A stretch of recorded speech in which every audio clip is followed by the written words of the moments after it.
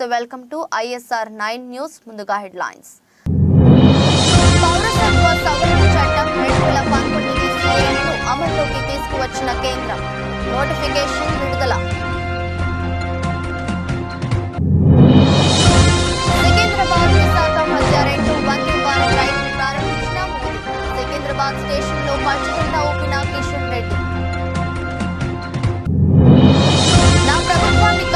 బాధ్యత మాదేనని బీఆర్ఎస్ ఎమ్మెల్యేలే నా దగ్గరకు వచ్చి చెబుతున్నారు సంచలన వ్యాఖ్యలు చేసిన సీఎం రేవంత్ రెడ్డి శత్రు భయంకర అగ్ని 5 క్షిపణి ప్రయోగం విజయవంతం గర్విస్తున్నామన్న ప్రధాని మోదీ రిపబ్లిక్ పార్టీ తరఫున మరోసారి అధ్యక్ష బరిలోకి డొనాల్డ్ ట్రంప్ క్యాపిటల్ భవనంపై దాడిలో అరెస్ట్ అయిన వారిని విడిపిస్తానన్న మాజీ అధ్యక్షుడు లాభాలతో ప్రారంభమైన స్టాక్ మార్కెట్ లాభాల్లో టీసీఎస్ టెక్ మహీంద్రా ఇన్ఫోసిస్ మారుతి షేర్లు వచ్చే నవంబర్లో జరగనున్న అమెరికా అధ్యక్ష ఎన్నికల్లో రిపబ్లిక్ పార్టీ తరపున మరోసారి అధ్యక్ష అభ్యర్థిగా మాజీ అధ్యక్షుడు డొనాల్డ్ ట్రంప్ బరిలోకి దిగనున్నారు అయితే తాజాగా ట్రంప్ సంచలన వ్యాఖ్యలు చేశారు ఒకవేళ ఈసారి తాను అధ్యక్షుడిగా ఎన్నికైతే మొదట చేసే పనిలో 2021లో క్యాపిటల్ భవనంపై జరిగిన దాడిలో అరెస్ట్ అయి జైలుకెళ్లిన వారిని విడిపించడం ఉంటుందని తెలిపారు ఈ సందర్భంగా జైలులో శిక్ష అనుభవిస్తున్న వారిని ఆయన బందీలుగా పేర్కొన్నారు సరిహద్దులను మూసివేయడం అన్యాయంగా జైల్లో పెట్టిన జనవరి 6 బందీలను విడిపించడం మీ తదుపరి అధ్యక్షుడిగా నేను తీసుకునే తొలి నిర్ణయాలు అని తన ట్రూత్ సోషల్ మీడియా పోస్టు పెట్టారు తీవ్ర వ్యతిరేకతలు ఉన్నప్పటికీ పౌరసత్వ సవరణ చట్టం 2019ను కేంద్ర ప్రభుత్వం అమల్లోకి తీసుకువచ్చింది ఈ మేరకు కేంద్ర హోంమంత్రిత్వ శాఖ నేడు CAA అమలుపై నోటిఫికేషన్ విడుదల చేస్తుంది ఈ చట్టం ప్రకారం పొరుగు దేశాలైన బంగ్లాదేశ్ పాకిస్తాన్ ఆఫ్ఘనిస్తాన్ల నుంచి ముస్లిమేతరులు వలస వస్తే వారి వద్ద సరైన పత్రాలు లేకపోయినా భారతదేశ పౌరసత్వం ఇచ్చేందుకు CAA ఉపయోగపడుతుంది 2014 డిసెంబర్ 31కి ముందు ఈ 3 దేశాల నుంచి భారత్లో ప్రవేశించిన హిందువులు సిక్కులు బౌద్ధులు క్రైస్తవులు పార్సీలు జైనులు భారత పౌరసత్వం పొందేందుకు CAA ఉపకరిస్తుంది 2019లో CAA చట్టం తీసుకువచ్చారు పార్లమెంటులో దీనిపై విపక్షాలు తీవ్ర స్థాయిలో నిరసనలు వ్యక్తం చేశాయి ఉభయ సభల్లో బీజేపీకి ఉన్న బలం దృష్ట్యా CAAకి పార్లమెంట్ ఆమోదం లభించడంతో రాష్ట్రపతి కూడా రాజముద్ర వేశారు భారత్ రక్షణ రంగ చరిత్రలో అరుదైన ఘట్టం నమోదైంది అగ్ని 5 క్షిపణి ప్రయోగం విజయవంతమైంది ఈ క్షిపణిని పూర్తి దేశీయంగా అభివృద్ధి చేశారు దీన్ని మొదటిసారిగా గాల్లోకి పంపగా అంచనాలను అందుకుంటూ DRDO శాస్త్రవేత్తలను ఆనందానికి గురిచేసింది ఈ ప్రాజెక్టును మిషన్ దివ్యాస్త్రంగా పేర్కొంటుంది అగ్ని 5 క్షిపణిలో multiple independently targetable reentry vehicle technology వినియోగించారు MIRV టెక్నాలజీతో రూపొందించిన క్షిపణిని ఒక్కసారి ప్రయోగించాక అందులోని వార్ హెడ్ పలు శాఖలుగా విడిపోయి అత్యంత ఖచ్చితత్వంతో లక్ష్యాన్ని పూర్తిగా నాశనం చేస్తుంది మొట్టమొదటి ప్రయోగం విజయవంతమైన నేపథ్యంలో ప్రధాని నరేంద్ర మోదీ DRDO సైంటిస్టులను అభినందించారు DRDO శాస్త్రవేత్తలు చేపట్టిన మిషన్ దివ్యాస్త్ర పట్ల గర్విస్తున్నానని తెలిపారు సికింద్రాబాద్ విశాఖ మధ్య 2 వందే భారత్ రైలును ప్రధాని మోదీ ప్రారంభించారు ప్రధాని మోదీ వర్చువల్ గా రైలును ప్రారంభించగా సికింద్రాబాద్ ప్లాట్ఫామ్ నెంబర్ 10పై వందే భారత్ రైలుకు కేంద్ర మంత్రి కిషన్ రెడ్డి రైల్వే ఉన్నతాధికారులు పచ్చజెండా ఊపారు ఈ నెల 12న ఈ రైలు ప్రయాణికులకు అందుబాటులోకి రానుంది వారానికి 6 రోజుల పాటు ఈ రైలు 2 రాష్ట్రాల మధ్య పరుగులు పెట్టనుంది గురువారం నాడు ఈ రైలు నడవదు వరంగల్ ఖమ్మం విజయవాడ రాజమండ్రి సామర్లకోట రైల్వే స్టేషన్లలో రైలు ఆగుతుంది మొత్తం 530 మంది ప్రయాణికులు ఈ రైల్లో ప్రయాణించవచ్చు 2 తెలుగు రాష్ట్రాల మధ్య నడుస్తున్న 3వ వందే భారత్ రైలు ఇది సికింద్రాబాద్ వైజాగ్ మధ్య 2 రైలు కాగా మరొకటి సికింద్రాబాద్ తిరుపతి మధ్య తిరుగుతోంది కాపు సామాజిక వర్గానికి చెందిన వారంతా ప్రజాశాంతి పార్టీలో చేరాలని ఆ పార్టీ అధ్యక్షుడు KA పాల్ పిలుపునిచ్చారు కాపు నేత ముద్రగడ పద్మనాభంను తమ పార్టీలోకి ఆహ్వానించడం పలుకుతున్నామని తెలిపారు ముద్రగడ ఆలోచించి నిర్ణయం తీసుకోవాలని తెలిపారు ఉండవల్లిలో చంద్రబాబు ఇంటి ముందు నుంచి తన కారులో వెళ్తూ అక్కడ తన వాహనాన్ని ఆపారు. ఆ సమయంలో చంద్రబాబు, కేంద్ర మంత్రి షేకావత్, జనసేనాని పవన్ కళ్యాణ్లు చర్చలు జరుపుతున్నారు. ఈ సమయంలో చంద్రబాబు ఇంటి ముందు పాల్ కాసేపు హల్చల్ చేశారు. పాల్ రావాలి, పాలన మారాలి అంటూ నినాదాలు చేశారు. చంద్రబాబు నుంచి ప్రజలు కొత్తగా ఏమీ ఆశించడం లేదని పాల్ తెలిపారు. ఇప్పటికే చంద్రబాబు పాలనను చూసిన ప్రజలు విసిగిపోయారని చెప్పారు. 5 ఏళ్లు కాంగ్రెస్ ప్రభుత్వం ఉండాలని, అందుకే మీ ప్రభుత్వాన్ని కాపాడే బాధ్యత మాదేనని చాలా మంది బీఆర్ఎస్ ఎమ్మెల్యేలు తనను కలిసి మరీ చెప్పి వెళ్తున్నారని సీఎం రేవంత్ రెడ్డి సంచలన వ్యాఖ్యలు చేశారు. మనుగురులో కాంగ్రెస్ ప్రజా దీవెన సభలో ఆయన ప్రసంగించారు. ఈ సందర్భంగా మాట్లాడుతూ వచ్చే పార్లమెంట్ ఎన్నికల్లో కాంగ్రెస్ పార్టీ 14 సీట్లు గెలుపొందడం ఖాయమని ధీమా వ్యక్తం చేశారు. అందుకే బీజేపీ, బీఆర్ఎస్ పార్టీలు కలిసి తమ ప్రభుత్వంపై కుట్రలు చేస్తున్నాయని ఆరోపించారు. లోక్సభ ఎన్నికల తర్వాత తమ ప్రభుత్వం ఉండదని బీజేపీ నేత డాక్టర్ కె లక్ష్మణ్ అంటున్నారని, కానీ వారి పార్టీ గెలిచింది 8 సీట్లు, వాటితో ప్రభుత్వాన్ని ఎలా ఏర్పాటు చేస్తారు అని ప్రశ్నించారు. అంటే బీజేపీ, బీఆర్ఎస్ ఒక్కటై కుమ్మక్కై తమ ప్రభుత్వాన్ని పడగొట్టాలని ప్రయత్నం చేస్తున్నారని అర్థమవుతుందన్నారు. తనను బీఆర్ఎస్ ఎమ్మెల్యేలు చాలా మంది కలిసి అండగా ఉంటామని చెప్తున్నారని పేర్కొన్నారు. తాను గేట్లు తెరిస్తే కనుక బీఆర్ఎస్ లో కేసీఆర్, ఆయన కుటుంబం తప్ప మిగతా ఎవరు పార్టీలో ఉండరని హెచ్చరించారు.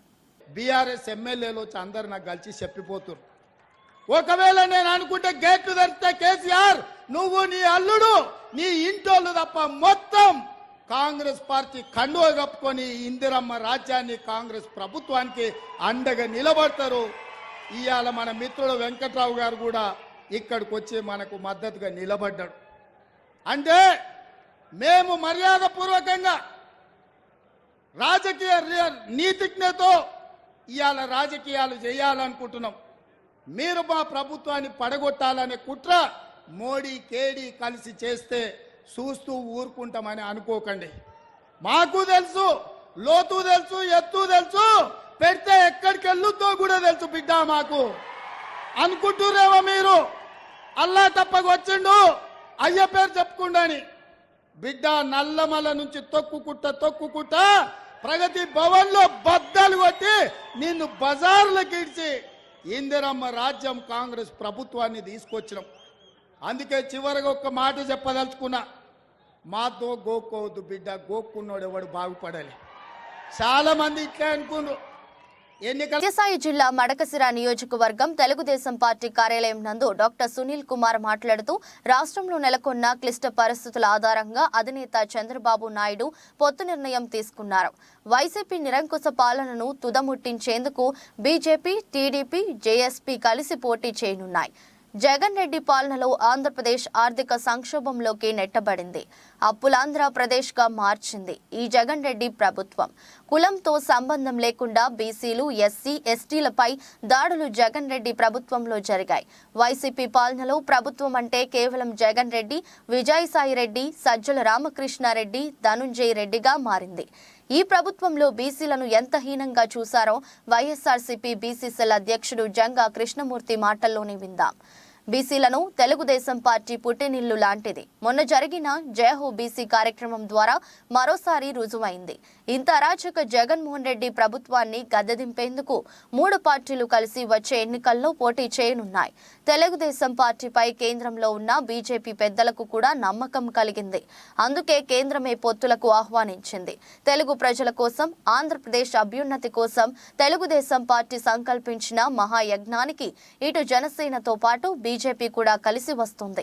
నారా చంద్రబాబు నాయుడు దర్శనిక పాలన ఆంధ్రప్రదేశ్ ప్రజలకు రక్షగా ఉంటుందని మేము నమ్మాము.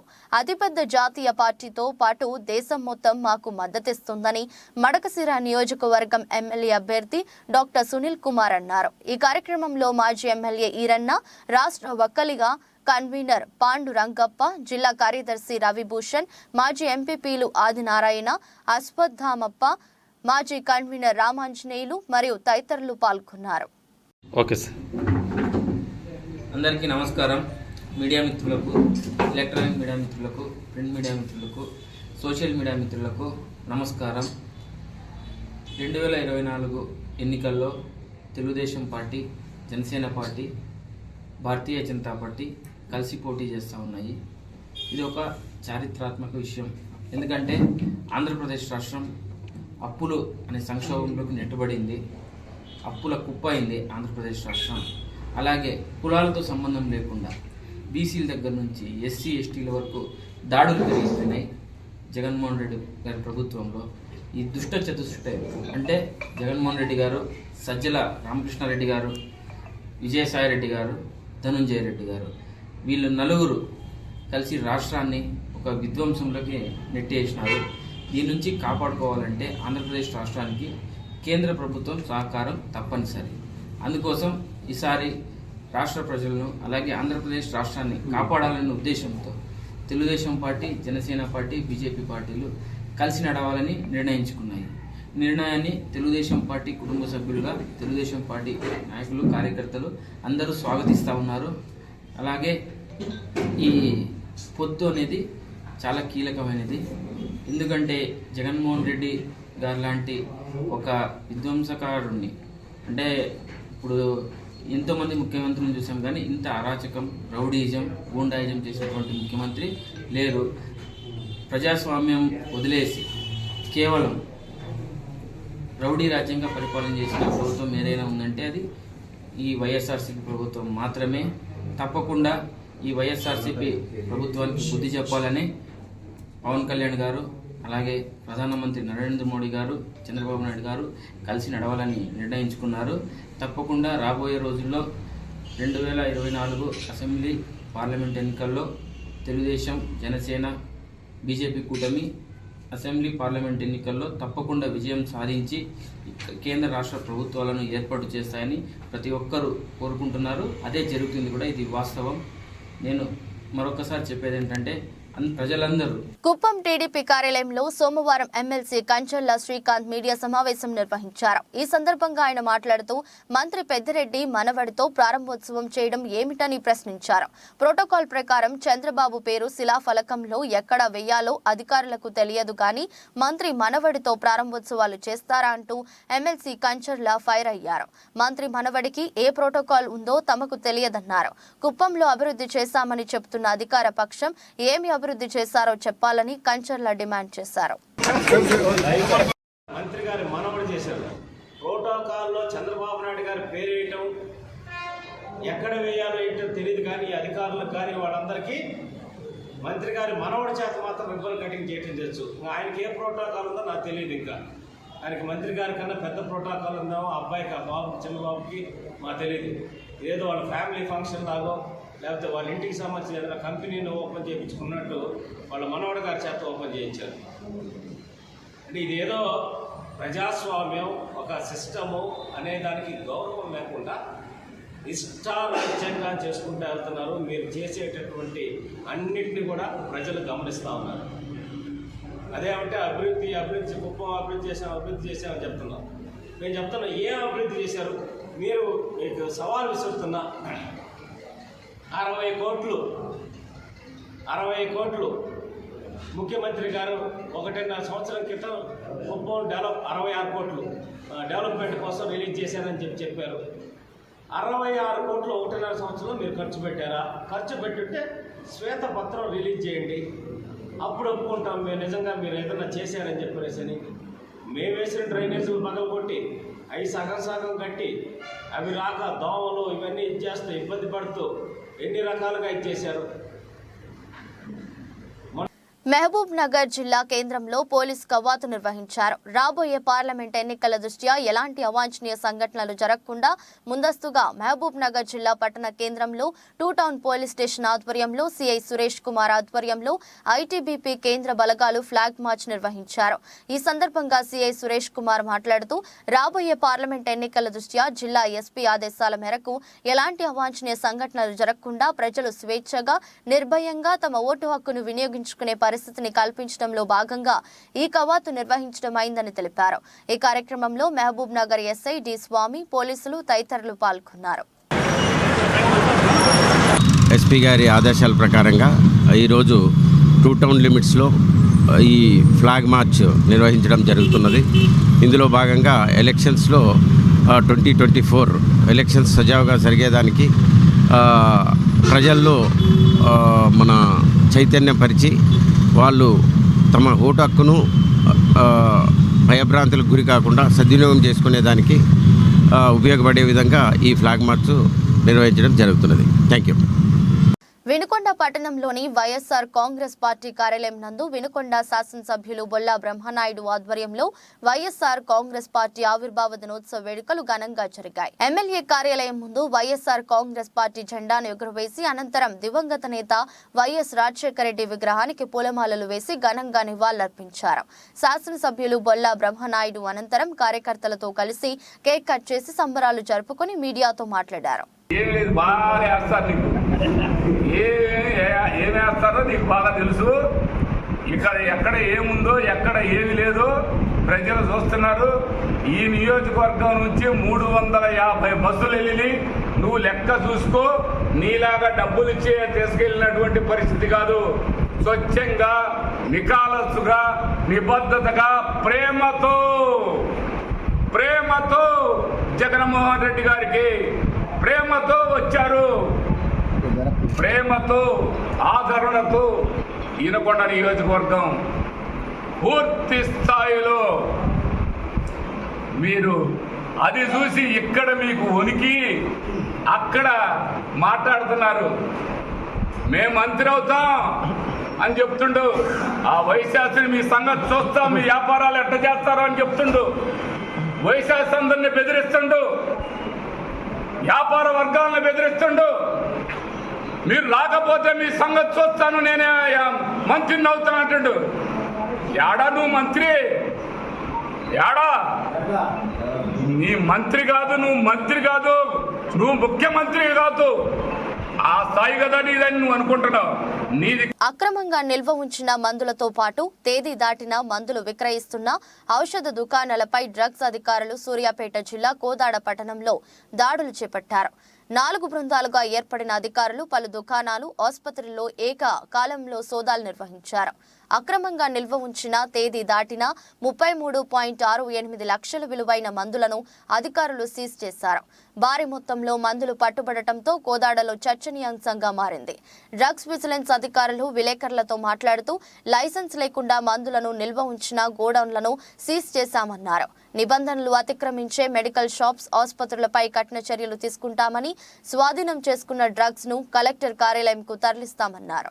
ఈరోజు గౌరవ డీజీ గారు కమలాసన్ రెడ్డి గారి ఆదేశాల మేరకు మరియు మా డిప్యూటీ డైరెక్టర్ రాజవర్ధనాచారి గారి ఆదేశాల మేరకు 2 అసిస్టెంట్ డైరెక్టర్లు మరియు 6 డ్రగ్స్ ఇన్స్పెక్టర్ల సమక్షంలో ఈరోజు కోదాడలో జాయింట్ రైడ్స్ నిర్వహించడం జరిగింది. దీనిలో దాదాపు 33 లక్షల చిల్లుకు విలువ కలిగినటువంటి డ్రగ్స్ని సీజ్ చేయడం జరిగింది. దీంట్లో కొన్ని ఎక్స్పైరీ మందులు, తర్వాత కొన్ని నిల్వ ఉంచినటువంటి మందులు, గోడౌన్లో నిల్వ ఉంచిన మందులను మేము సీజ్ చేశాము. ఈరోజు వీటిని రేపు కోర్టులో హాజరుపరిచి తదుపరి చర్యలు మేము తీసుకోగలుగుతాం. దీని మీద అంటే దాన్ని మీరు మందులు ఎలా గుర్తించేశారు? అంటే ఎక్స్పైరీ డేట్ అయిపోయిందా లేకపోతే అంటే వీళ్ళకు ఇక్కడ నిల్వ చేసుకోవడానికి కావాల్సినటువంటి ఎటువంటి అధికార పత్రాలు అంటే డ్రగ్ లైసెన్స్ లేవు. డ్రగ్ లైసెన్స్ లేకుండా వీళ్ళు నిల్వ ఉంచుకున్నారు. సో దాన్ని మేము డ్రగ్ లైసెన్స్ లేదు కాబట్టి వాటిని మేము సీజ్ చేసాము ఈరోజు. తేదీ దాటిపోయిన మందులు ఏమన్నా? అవునండి, ఇందులో తేదీ దాటిపోయిన మందులు, ఎక్స్పైరీ మందులు కూడా ఉన్నాయి. దీంట్లో చాలా వరకు ఎక్స్పైరీ మందులు ఒక 40% వరకు ఉన్నాయి. దాన్ని కూడా మేము సీజ్ చేసాం. వాటిని కూడా మేము కోర్టులో 4 ప్రదేశాల్లో చేసాం సార్. ఇక్కడ ఒక హాస్పిటల్ కూడా ఉంది. హాస్పిటల్లో తర్వాత గోడౌన్స్లలో కూడా మేము వాటిని సీజ్ చేసాం. ఇప్పుడు ఒక 4-5 రోజుల క్రితం అంటే అది కూడా ఒక భాగము, కానీ దాంట్లో పాటు ఇవి కూడా ఎక్స్ట్రా చేసామంట. అంటే మా సార్ ఆదేశాల మేరకు వాటిని చేసామన్నమాట. ఇవన్నీ ఎలాంటి చర్యలు ఉండబోతున్నాయి? వీటిని ఖచ్చితంగా మేము కోర్టులో హాజరుపరుస్తాము. కోర్టులో ఇంటిమేషన్ ఇచ్చిన తర్వాత further action as per drugs and cosmetic act 1940 and rules ప్రకారం యాక్షన్ ఉంటుంది దీని మీద ఖచ్చితంగా. నాగర్ కర్నూలు ప్రభుత్వ జనరల్ ఆసుపత్రిలో గత 7 సంవత్సరాలుగా వెట్టి చాకరీకి గురవుతున్న శానిటేషన్, పేషెంట్ కేర్, సెక్యూరిటీ కార్మికులు జీవో నెంబర్ 60 ప్రకారం కొత్త వేతనాలు తక్షణమే అమలు చేయాలని, కార్మికుల జీతాల చెల్లింపులో భారీ అక్రమాలకు, అవినీతికి పాల్పడుతున్న ప్రస్తుత ఎస్ఎస్సి ఏజెన్సీని బ్లాక్ లిస్టులో పెట్టి రద్దు చేయాలని, ఆకలి కోస తీర్చాలని సోమవారం ఉదయం 7 గంటల నుండే విధులు బహిష్కరించి నిరవధిక సమ్మెకు దిగారు. వైద్య శాఖ అధికారులు, పోలీసులతో కార్మికుల కార్మికుల సమ్మెను విచ్ఛిన్నం చేసేందుకు ప్రయత్నిస్తే కార్మికుల బగ్గుమని సమ్మెను ఉధృతంగా కొనసాగించారు. దీనితో ఆసుపత్రి సూపరింటెండెంట్ డాక్టర్ రఘు దిగివచ్చి కార్మికులతో చర్చలు జరిపి ఎస్ఎస్సీ ఏజెన్సీ అక్రమాలపై విచారణకు కమిటీని నియమించి వారం లోపట చర్యలు తీసుకుంటామని, టెండర్లపై కూడా పై అధికారులతో చర్చించి సత్వరమే పూర్తి చేసేందుకు ప్రయత్నిస్తామని హామీ ఇవ్వడంతో కార్మికులు తాత్కాలికంగా సమ్మెను విరమించి విధుల్లో చేరారు. ఈ కార్యక్రమంలో ఏఐటియుసి జిల్లా ప్రధాన కార్యదర్శి మారేడు శివశంకర్, జిల్లా నాయకులు బాలపీరు శ్రీనివాస్, ఏఐఎస్ఎఫ్ జిల్లా అధ్యక్షులు ఏ మధుగౌడ్, ఆసుపత్రి కార్మికులు బాలకిష్టమ్మ, రంజాన్ బి, బాలమణి, రాధా, అజ్మీరా, గౌరమ్మ, హేశ్వరి, మನೆమ్మ, సంతోషమ్మ, నాగమణి, మహేశ్వరి, అలివేల, బురాన్ బి, మన్నెమ్మ, రేణుక, జ్యోతి, బాలకృష్ణ, యాదగిరి, రాజు, పెద్ద నిరంజన్, జమీర్, వెంకటేష్, రఘు, ఖలీల్ తదితరులు పాల్గొన్నారు.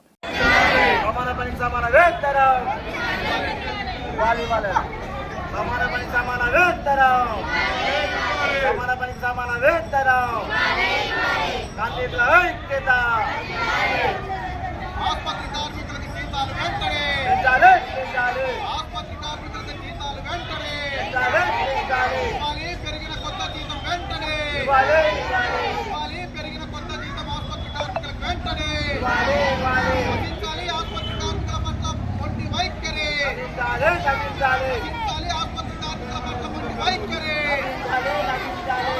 జీతాలు పెంచే వరకు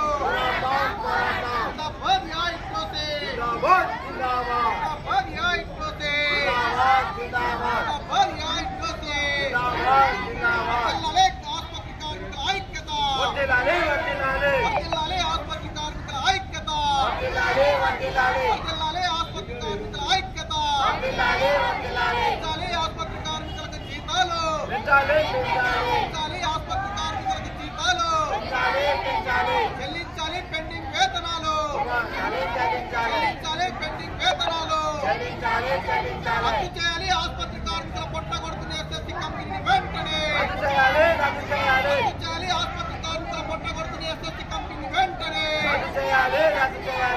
వేతనాలు పెంచే వరకు, ఆసుపత్రి కార్మికులకు జీతాలు పెంచే వరకు.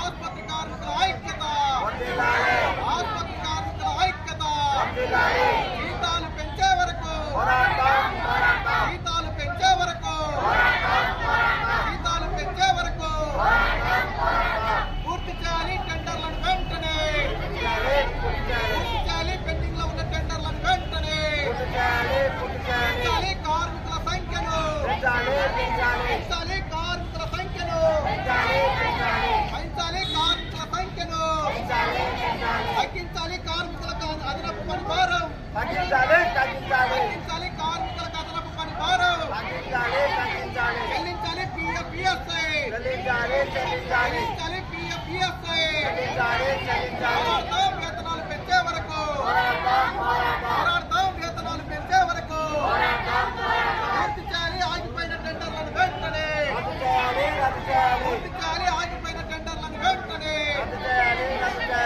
సిగ్గు ఆసుపత్రి కార్మికుల పొట్ట కొట్టడం, సిగ్గు ఆసుపత్రి కార్మికుల పొట్ట కొట్టడం,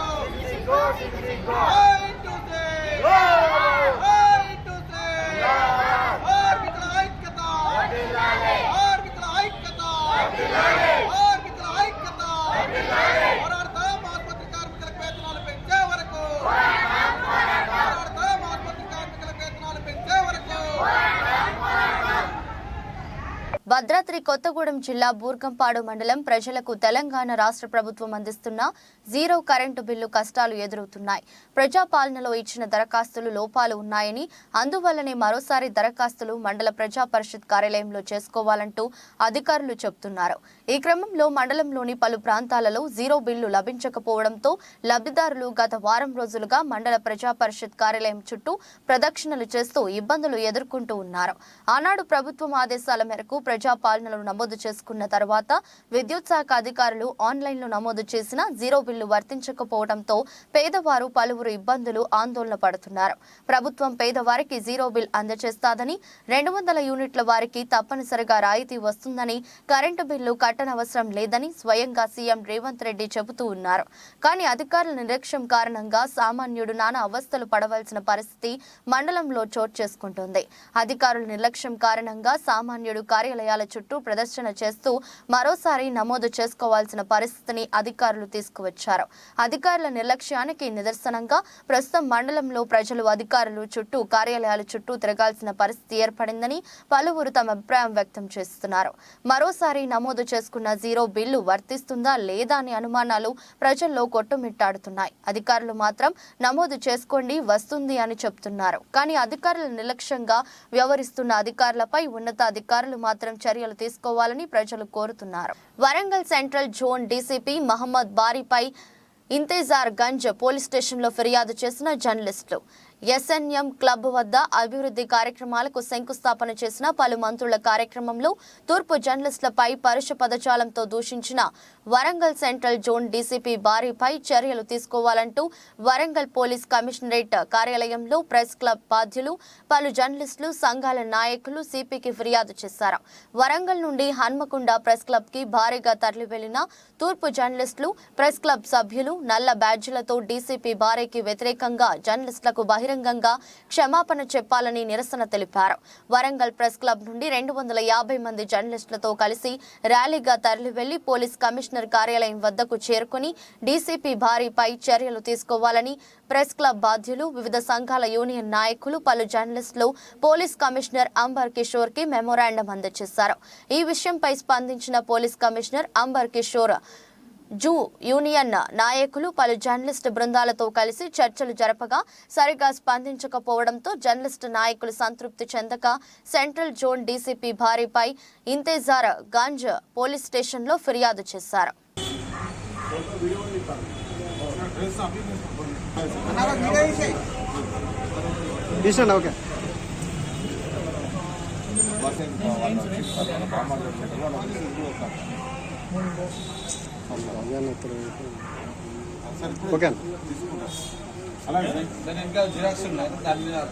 జర్నలిస్టుకు పేరు పేరున మొదటగా ధన్యవాదాలు తెలుపుతున్నాము. ఇక్కడ మన నిరసన కార్యక్రమం అయిపోయిన తర్వాత మనమంతా కూడా మన వాహనాలు, ద్విచక్ర వాహనాల పైన ర్యాలీగా కమిషనరేట్కి వెళ్తాము.